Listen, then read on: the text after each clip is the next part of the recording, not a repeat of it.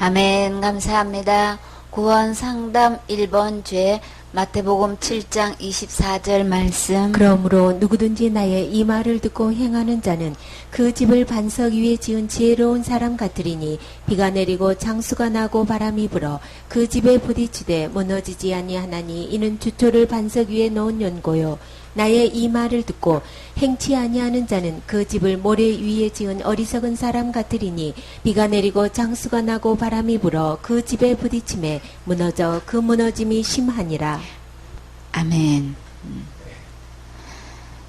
누구든지 나의 이 말을 듣고 여기서 보면 행하는 자는 그 집에 어디에 세우신 거예요? 그 집을 반석 위에 지은 지혜로운 사람 같다 그랬어요. 근데 누구든지라고 하셨죠.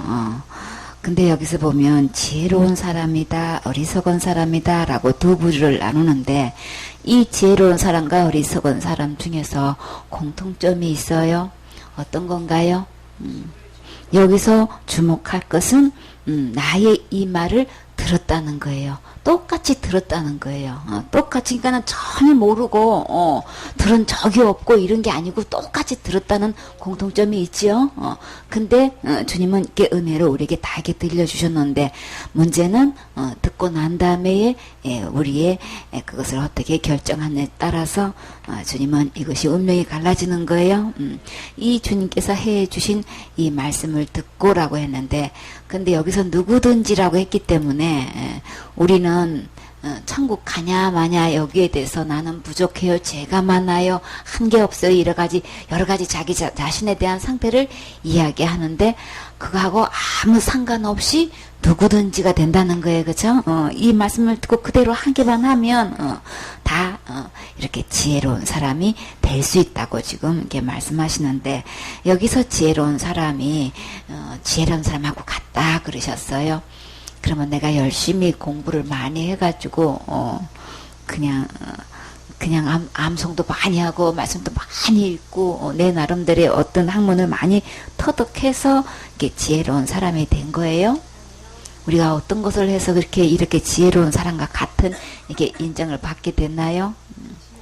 우리는 그냥 똑같이 똑같이 듣고 그대로 행하면 주님께서 지혜로운 사람이 된다고 했는데 우리 주님은 지금 집 짓는 걸로 비유하고 계시죠.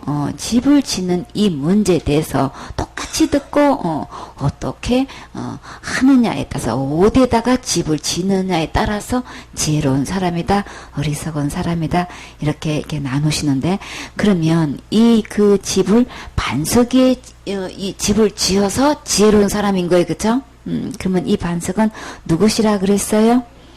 고린도전서 10장 4절에 보면 그 반석은 곧 그리스도시다 그랬죠. 예수님 그리스도 위에 집을 짓는 것이 지혜로운 사람이다 라고 하셨어요. 그러면 이 지혜는 어째서 이렇게 반석 위에 집을 지으면 지혜로운 사람일까요? 그러면 그리스도 안에는 무엇이 있나요? 고린도전서 1장 30절에 보면 너희는 하나님께로부터 나서 그리스도 예수 안에 있고 여러분은 하나님으로 태어나셨나요? 하나님으로 태어난 사람은 누가 안에 있는 거예요? 예수님 안에 있는 거예요. 그렇죠? 근데 그 예수님은 누구에게로 오셨어요? 누구에게로 나셨어요? 예수는 하나님께로서 나와서 우리에게 무엇이 되셨나요? 지혜가 되셨다 그러셨죠? 의로움도 되시고 거룩함도 되시고 구속함이 되셨으니 그러니까 예수님 안에는 뭐가 있어요? 지혜가 있는 거죠. 그 집을 반석 위에 지으면 지혜로운 산과 같은데 이 반석은 예수님이다. 그 예수님에다가 집을 짓게 되면 이제 지혜로운 사람하고 똑같은데 내가 뭘 어떻게 노력하고 애쓰고 힘써서 그런 게 아니고 누구 안에 있어서 지혜로운 거예요? 예수님 안에 있어서 지혜로운 거죠. 그래서 집을 반석 위에 짓는 것은 예수님 안에 있다는 말씀을 하시는 거예요. 그러면 예수님 안에 있는데 이 집을 반석에 지은 집이라고 하셨어요. 근데 기록된 바 자랑하는 자는 주 안에서 자랑함과 같게 하려 함이니라. 우리가 자랑할 수 있는 것은 주님 안에 있을 때에 진짜 자랑이 되는 거예요. 그럼 집 짓는 걸로 말하면 집 짓는 걸로 인해 가지고 어디에다가 집을 짓는 걸로 인해서 우리 진짜 자랑이 어떤 거냐 이렇게 되는 거예요. 그렇죠? 그래서 여기서 지혜를 더 살펴보게 되면은 예레미야 9장 23절에 여호와께서 이같이 말씀하시되 지혜로운 자는 그 지혜를 자랑치 말고 용사는 그 용맹을 자랑치 말라. 부자는 그 부함을 자랑치 말라. 여기서 말하는 지혜나 또 용맹이나 이 부함은 누구로부터 나오는 거예요? 자기 자신에게서 있는 것을 이야기하는 거죠. 근데 자랑하는 자는 이것으로 자랑할지니 곧 명철하여 나를 아는 것과 누구를 아는 거예요? 예수님을 아는 거죠. 하나님을 아는 것과 또 여호와는 인애와 공평과 정직을 땅에 행하는 자인 줄을 깨닫는 것이라. 나는 이 일을 기뻐하노라. 누구의 말씀? 여호와의 말이니라. 그래서 우리가 진짜 자랑할 것은 주님 안에 있는 이 사랑, 참 공평하신 것, 정직하신 것, 이렇게 땅에 주님께 이렇게 행하신 것을 깨달아서 이렇게 그 주님께서 주신 것을 이렇게 주님의 것을 자랑하는 자가 주님은 기뻐하신다고 말씀하셨어요. 내가 이룬 걸 가지고 내가 내 지혜를 내 스스로 이렇게 용맹한 거든 부한 거든 내 자랑하는 게 아니고 주님 안에 있는 것 자랑할 때에 주님 이것으로 자랑하라라고 하셨는데 여기서 기록한 바는 이 예레미야 9장 23절과 24절에 있는 말씀을 가지고 말씀하신 거예요. 그래서 주 안에서 우리는 자랑해야 되는 건데 내가 진짜 자랑할 것, 나 반석 위에 집을 지었다, 이것을 자랑할 수 있어야 되는 거예요. 그러면 그 결과가 어떻길래 이렇게 반석 위에 집을 지으면 지혜로운 사람이 되는 거고 그 결과적으로 우리는 자랑할 수 있다는 거예요. 그러면 이렇게 예수님의 말씀을 듣고도 행치 않는 사람은 그 집을 어디다 지은 사람이라고 하셨어요? 모래 위에 지었다. 그러면 반석은 예수님 안에 있는 거고 그럼 모래 위에 지은 것은 그럼 누가 한 걸까요? 여기서 자기 지혜나 자기 용맹이나 자기 부함을 자랑하지 말라는 그 말씀에 속하는 거죠. 그렇죠? 이 말씀을 똑같이 듣기는 들었는데도 여전히 자기 것을 가지고 이렇게 자랑하는 사람과 똑같은 거예요. 그렇죠? 그래서 모래 위에 지었다는 것은 내가 무엇을 해가지고 내가 뭘 한 걸로 집을 지은 사람이라는 거예요. 그러면 그런 사람은 폐일은하고 우리 주님은 어리석은 사람하고 같은 거다 이렇게 말씀하시는 거예요.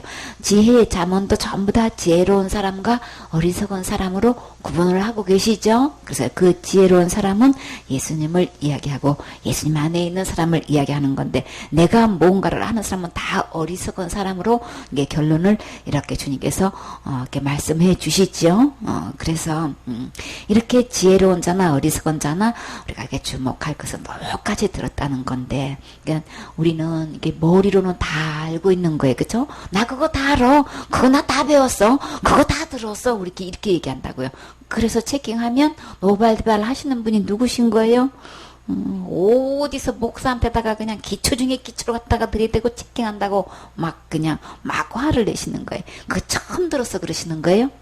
다 안다는 거죠. 그쵸? 그거 모르는 사람이 어딨냐고 막 이렇게 화를 내요. 진짜 아는 사람은 화낼까요?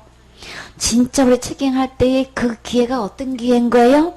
주님을 자랑할 수 있는 기회인 거죠. 그쵸? 주님을 자랑하게 되면 주님을 기쁘게 해드리는 거죠. 주님께 영광 돌리게 하는 거죠. 주님이 내 안에 이 문제를 이렇게 해주셨습니다. 진짜 주님을 자랑하고 영광 돌릴 수 있는 기회인데 절호의 찬스인데 주님께서 그 장을 안전히 열어주시는 건데 근데 왜 화를 내느냐고요. 사실은 그 마음속에 거기에 대한 찔림이 있는 거예요. 그쵸? 거기에 대한 비침이 있으니까 자기 어둠이 밝혀지니까 그걸 숨기고 아는 걸로 이렇게 포장한단 말이에요. 그래서 이거 머리로 안다는 이거는 이걸 갖고 우리는 자랑하면 안 되는 거죠. 내 안에 이루어진 것 갖고 이야기해야 되는 거예요. 그렇죠? 진짜 자랑은 예수님께서 이렇게 예수님 위에 이미 집을 지어주신 것, 예수님이 나에게 이렇게 집을 지어주셨어요. 이렇게 나로 하여금 이 죄로부터 구원을 해주셨어요. 이렇게 지옥갈 수밖에 없는 난데 이렇게 그 죄를 이렇게 깨끗하게 의롭고 이렇게 거룩하게 죄가 하나도 없이 주님께서 이렇게 해주셨어요. 이거 자랑할 수 있는 기회란 말이에요. 그렇죠? 옳았구나, 얼마나 좋아요. 근데 그것을 가지고 안다는 것을 가지고 이렇게 화를 낸단 말이에요.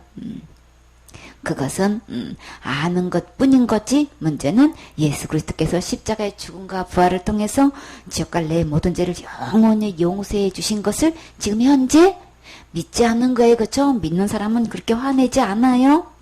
그래서 이렇게 똑같이 들었는데 모리에 이에 지은 사람과 반석이에 지은 사람의 결과적으로 듣길래 이렇게 반석이에 이렇게 집을 지은 사람은 결국은 주님을 자랑할 수 있고 주님 안에서 주님은 이렇게 자랑하라고 말씀하셨을까요?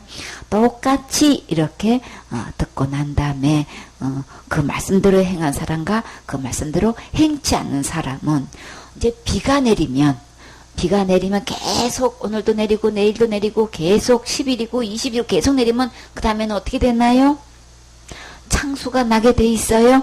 창수가 난다는 것은 물이 계속 이제 불어나서 넘치는 것을 이야기하는 거죠. 이렇게 해서 근데 그렇게 되면은 이게 이 물이 점점점 이 차오르는 것도 이게 감당할 수 있는 것도 정도지. 아니 이게 물이 점점 차와가지고 우리 집을 가득 채우면 어디로 가요? 그쵸? 냇가를 범람해가지고 온 들판이 그냥 물로 가득 찼다.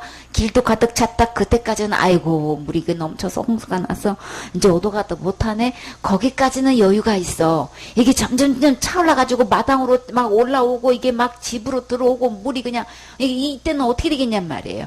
그쵸? 이 물이 전부 다 그냥 집으로 가득 차면 이제 어디로 가야 되냔 말이에요. 이제 문제인 거예요. 내가 거할 처소가 물이 가득 차가지고 이게 이제 이렇게 되는 날에는 이게 이 집이 견뎌나요?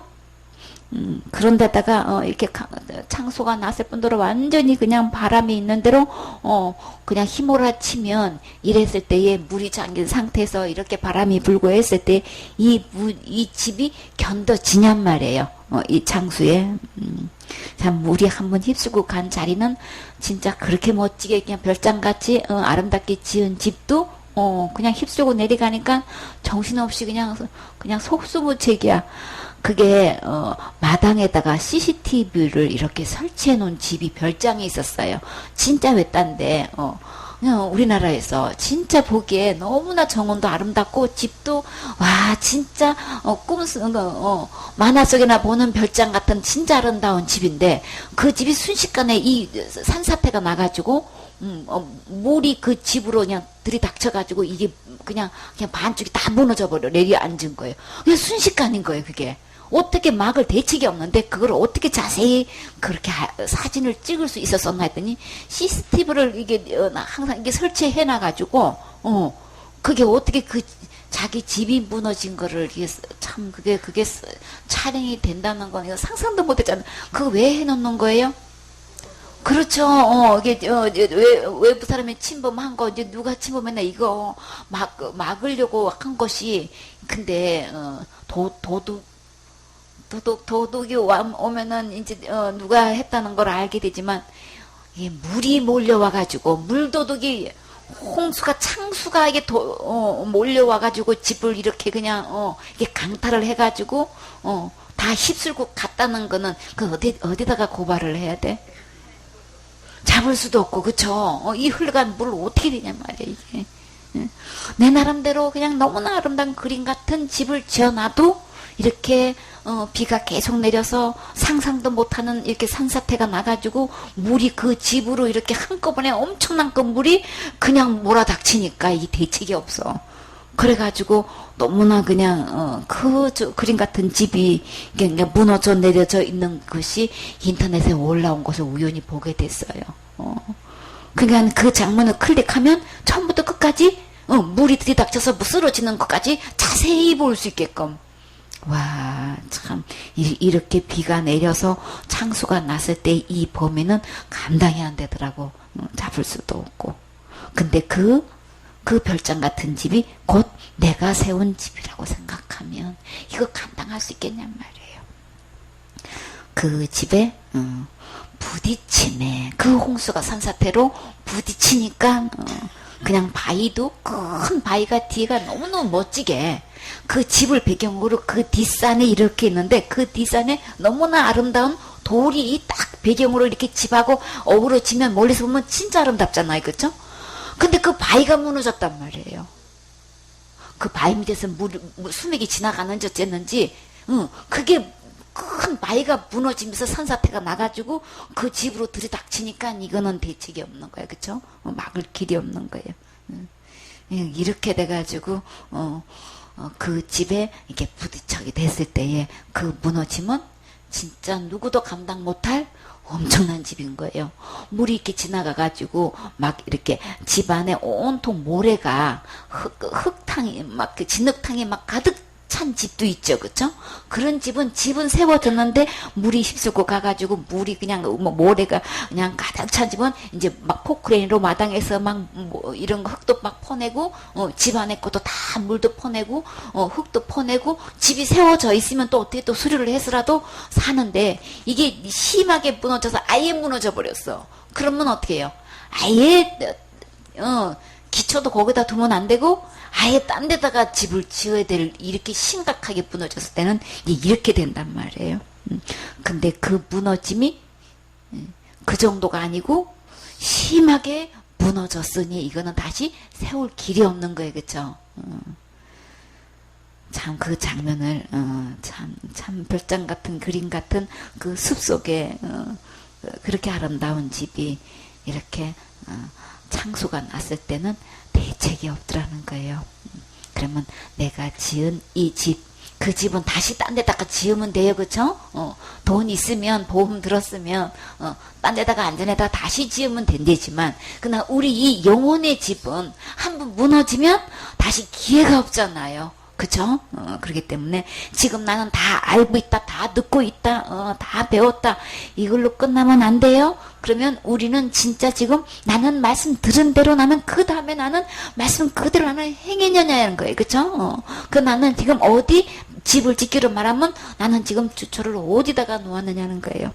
내 행위다 두면은 이렇게 모래 위에 지은 사람과처럼 돼서 이 창소가 났을 때는 우리는 그 부딪힘에 심히 무너지는 결과가 오기 때문에 절대로 바람이 불어도 비가 와도 창수가 몰아쳐도 무너지지 않는 반석 위에다가 집을 지었을 때, 자 똑같이 이런 그냥 창수가 나고 이렇게 대혼란이 이렇게 지나간 후에 진짜 자랑은 집이 다 무너진 사람이 자랑할 수 있어요?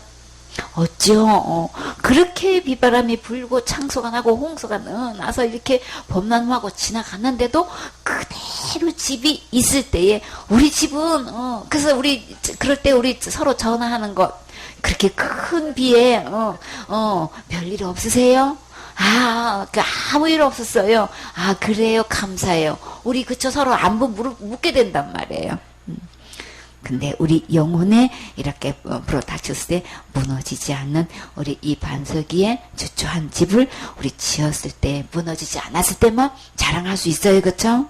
그런 사람은 진짜 지혜로운 사람 맞아요. 그쵸? 아무리 멋지게 지었어도 아무리 많은 값을 투자해서 지었어도 2층 3층 4층 막 있는 대로 높이 지었어도 무너지면 자랑할 수 없다. 일단은 우리 집이 무너지지 말아야 되는 거죠. 이렇게 해서 바위 있다는 것. 우리 참 여기서 누가복음 8장 13절에 보면 우리 다 안다 들었다 하는 이 얘기로 갖고 우리가 이렇게 지킹하면 말할 텐데 근데 내 마음속에 내가 하는 것으로 이거를 하는 거를 우리 주님은 그 마음속에 뭐가 있다고 지금 말씀하셔요?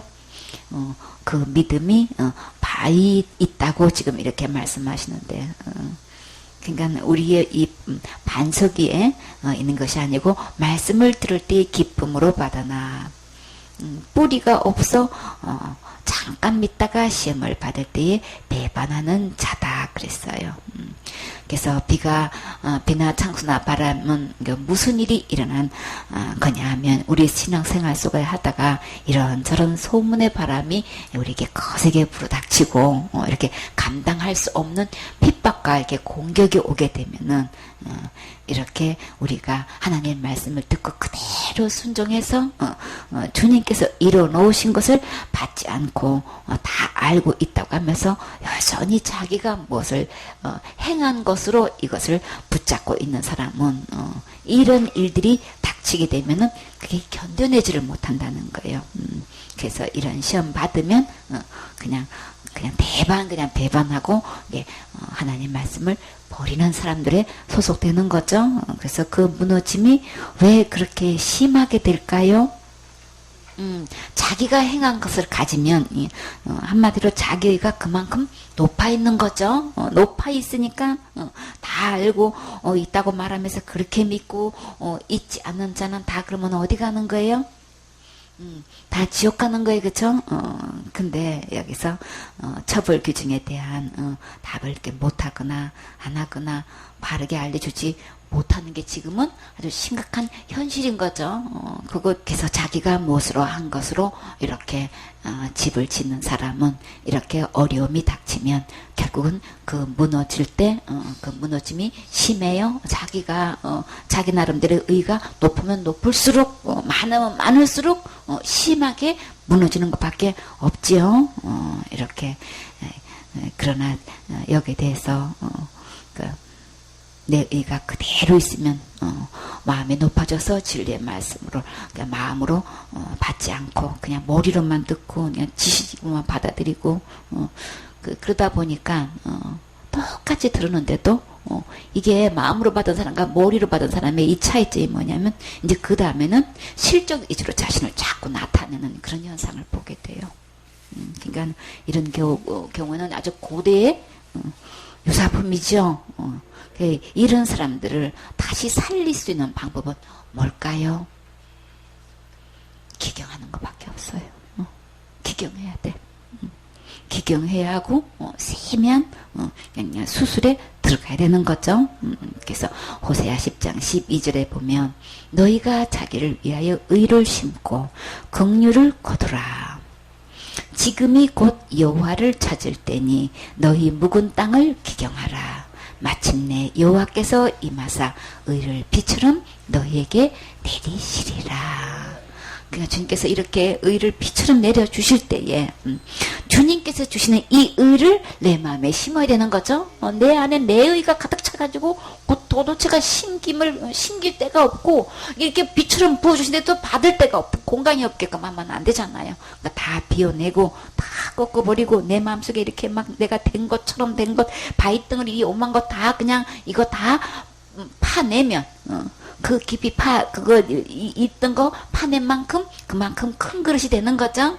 거기다가 누구의 의를 담으면 비처럼 내려주시는 이 하나님의 의를 이렇게 내 마음에 의로 심으란 말이에요. 그쵸? 주님께서 우리를 불쌍히 여기셔서 이렇게 긍휼을 베풀어 주실 때 긍휼을 거두라 그랬어요. 주님의 이 긍휼하심을 내 것으로 삼아야 되는 거죠. 그래서 그것이 어떻게 하는 거냐 하면 곧 여호와를 찾을 때니 이렇게 비같이 의를 이렇게 내려주셨을 때 나는 그 의로만 천국 갈 수 있어요. 내 의 앞만 붙잡아 봐야 내가 알았니 들으니 보았니 아무리 이거 했니 이거 갖고는 안 되니까 하나님의 의를 내 마음에 심고 긍휼을 거두어서 이렇게 주님께서 비처럼 내리시는 이 의를 내가 받아들여서 지금까지 갖고 있던 이 모든 묵은 이 땅을 기경하면 우리 새로 살 길이 있어요. 그러니까 비우고 쏟아내야 되겠죠. 그래서 이렇게 내 마음이 기경되려면 어떤 자세를 가져야 될까요? 베드로전서 5장 5절에 보면 젊은 자들아 이와 같이 장로들에게 순복하고 다 서로 겸손으로 허리를 동이라. 하나님이 교만한 자를 대적하시되 겸손한 자들에게는 은혜를 주시느니라. 은혜를 겸손할 때에 우리 이 마음이 기경이 되어지는 거예요. 그쵸? 계속해서 고집 부리고 목이 곧으면 주님이 진짜 주님께서 주시는 이 비같이 쏟아지는 이 의를 주시고 싶어서 내 마음을 이렇게 경작하려고 하시는데 이거를 그냥 강박하게 그냥 문을 닫고 이게 기경을 못하게 하면은 이게 교만해지고 높아져 있으면 주님이 진짜를 주려고 해도 이게 기경을 안 하고 그냥 고집을 부리면 안 되잖아요. 그쵸? 겸손하게 주님께 내어 맡겨서 주님께서 주시는 이 은혜를 받아들일 때, 이 생수의 말씀을 우리 받아들일 때에 내 마음이 이 촉촉이 말씀이 아멘으로 받아지면, 겸손으로 이것을 받아지면 기경하기가 쉽죠. 비 온 다음에 이렇게 기경하면 쉽잖아요. 말씀으로 아멘으로 겸손으로 이렇게 받으면 주님께서 이렇게 하나님의 능하신 손 아래서 겸손하라. 이 모든 것은 사람이 하는 게 아니고 누가 하시려고 하시는 거예요? 주님의 손으로 나를 경작하시려고 한단 말이에요. 이 묵은 땅, 이 완전히 그냥 중독돼 가지고 내가 뭘 하는 것으로 이렇게 모든 것을 이렇게 구원으로 이렇게 착각하고 있었던 이 모든 것, 이 다른 교훈에 이게 물들어 있었던 이거를 이게 기경을 해야 여기서 좋은 마음밭이 됐을 때만 하나님의 말씀이 그대로 심겨져서 의를 거둘 수 있는 건데 계속해서 이런 것들이 가득 들어있으면은 아름다운 결실을 알곡을 맺을 수가 없잖아요. 그래서 주님은 기경하기를 원하셔요. 겸손하게 주님께서 말씀해 주실 때에 아멘하고 받아들여서 주님께서 그저 주님 손에 나 자신을 그대로 내어 맡기고 주님의 나를 세미하게 대수술하려고 하실 때 그냥 맡기세요. 아멘 하세요. 된 것처럼 하지 마세요. 그러면 기회를 놓치시는 거예요. 그러니까 때가 되면 어떻게 하신다고요? 하나님 능하신 손 아래서 겸손하면 때가 되면 주님께서 놀라운 작품을 이루셔서 높여주실 때가 오지요. 주님께서 하셔야 우리는 진짜 점검되는 거예요. 그쵸? 주님께서 직접 하시는 걸로 우리 진짜 명작품이 돼가지고 정말 주님께서 딱 때가 되면 높이셔서 우리를 귀하게 쓰시지요. 우리 진짜 우리는 어디 갈 수 있어야 되는 거예요? 우리는 그 주님의 작품으로 알곡만 천국에 드린다고 하셨어요. 그냥 주님의 능하신 손 아래 내 영혼을 맡기세요. 그래서 계속해서 나는 된 걸로 고집 부리지 말고 은혜의 손에 맡기면 주님이 가장 아름답게 인도해 주셔요. 그렇기 때문에 이렇게 나는 들은 걸로 안 걸로 배운 걸로 누구보다도 잘하고 있는 그걸로 자랑하지 마세요. 주님께서 해놓으신 지혜, 주님께서 해놓으신 의로움, 거룩함, 이것으로 우리 자랑할 수 있어야 되는 거죠. 그래서 이 반석 대신 그리스도가 이제 보면 또 우리 주님은 어떤 것을 또 주셨나요? 고린도전서 10장 4절 말씀. 다 같은 신령한 음료를 마셨으니 이는 저희를 따르는 신령한 반석으로부터 마셨음에 그 반석은 곧 그리스도시라. 아멘. 반석 대신 이 그리스도는 그 반석에서 우리는 무엇을 마실 수 있어요?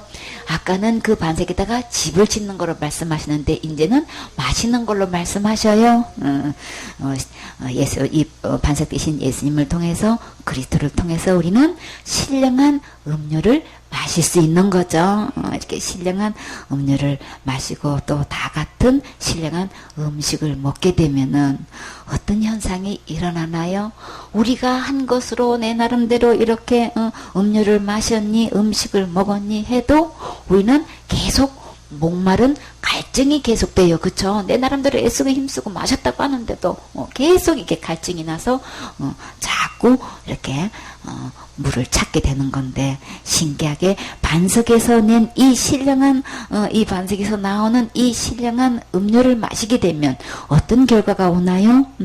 요한복음 4장 14절에 보면 내가 주는 물을 먹는 자는 영원히 목마르지 아니하리니 나의 주는 물은 그 속에서 영생하도록 솟아나는 샘물이 되리라. 반석에서 솟아나는 이 신령한 음료 마셔야 되겠지요. 목마른 자와 목마르지 않는 자 누가 자랑할 만한 거예요? 예수님을 통해서 마시는 이 신령한 음료를 마셨을 때 자랑할 수 있는 거예요. 그쵸? 다시 목마를 일이 있고 다시는 이 목말라서 샘물 찾으러 다니지 않아요. 그쵸? 신기하고 또 이 샘물이 어디 있어요? 내 안에서 이게 영원토록 솟아난대요. 참 이런 신기한 물이 어딨냔 말이에요. 솟아나는 그곳에 찾아가는 게 아니고 그 속에서 영생하도록 솟아나는 샘물이 되리라. 누구 안에 이 솟아나는 샘물이 있어요? 예수님 안에 이게 영생토록 솟아나는 샘이 되기 때문에 절대 목마를 일이 없어. 근데 그 주님이 어디에 계시면 내 안에 모시면 내 안에서 영생하도록 솟아나는 샘물이 되기 때문에 목마르지 않아요. 우리는 진짜 우리 신령한 반석 대신 우리 예수님 만나셔야 되겠지요. 예수님께서 다 이루는 것 받아서 받은 사람은 받은 이야기 하게 되어 있어요. 그래서 주 안에서 자랑하라고 하셨어요. 주님께서 내게 이루어주신 것 이거 받아서 우리 누려야 되겠지요. 그래서 우리 주님은 반석 위에 집을 지은 사람만 무너지지 않아서 그럼 결국 어디 갈 수 있다는 거예요? 천국 갈 수 있다는 거예요. 그래서 우리 주님이 십자가의 죽음과 부활을 통해서 지옥 갈래 모든 죄를 영원히 다 해결해 놓으셨어요. 용서해 놓으셨어요. 탕감해 주셨어요. 그 예수님 절대 목마르지 않는 이 예수님 안에 있을 때만 우리는 지옥 갈 모든 죄로부터 깨끗이 용서받아서 우리 다 같이 천국 갈 수 있는 거죠. 그 예수님 여러분은 자랑하실 수 있나요? 오직 예수님만의 예수님 것으로 자랑해요. 내가 가지고 있는 것 아무리 이거 자랑해봐야 그것 가지고는 천국 갈 수가 없어요. 그러니까 내가 들은 걸로 아는 걸로 이게 다가 아니고 내 안에 이루어진 걸로 주님은 보셔요. 그렇기 때문에 예수님 다 이루어주신 것 십자가에서 부활로 다 이루어주신 것 이거 받아서 누리고 자랑할 수 있어야 되겠지요. 아멘.